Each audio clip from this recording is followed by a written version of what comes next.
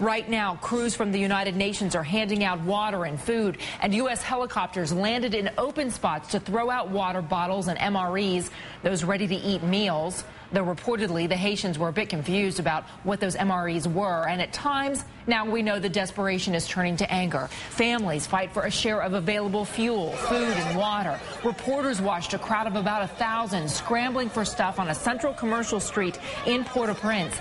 And it's not all scavenging for survival. Men with stones, knives, ice picks, and hammers are invading destroyed shops and homes, looking for clothes and toys and other loot. And journalists describe total anarchy and chaos without police around, people fighting, hitting, throwing stones.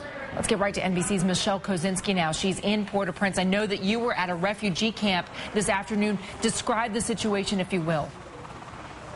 Yeah, this is really a camp of tents that people have set up on their own. This is not something that's been established by any government. People are using dirty sheets or whatever they can find to establish houses. It's been estimated there are about 2,000 people living there in an open field in Port-au-Prince.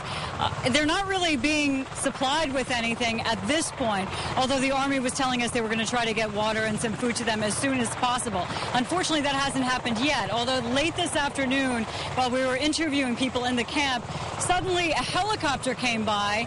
It was too far away to tell exactly what body was distributing, but they started dumping MRE boxes out of the plane, probably about 15 or 20 boxes total for 2,000 people in the camp.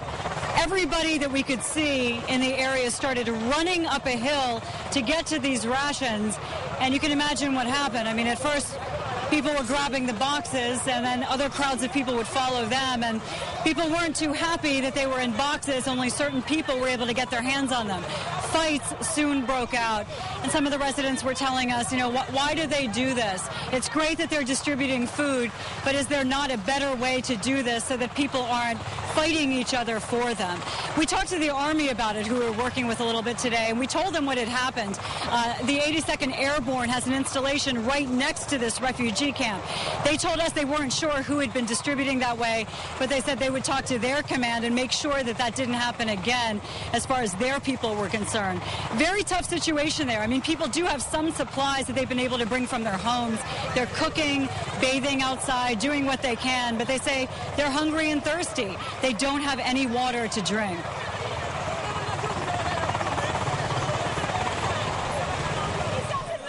I have a friend that tell me that there is a safe place to come and to live, and this morning I came to see how is it, and that's why I came here. And when I came here, I saw the American people.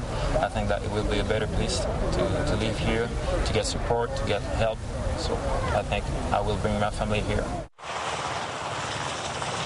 Yeah, this camp is just sort of assembled by people, and more people are hearing about it, that it's a safe place to come, at least thus far.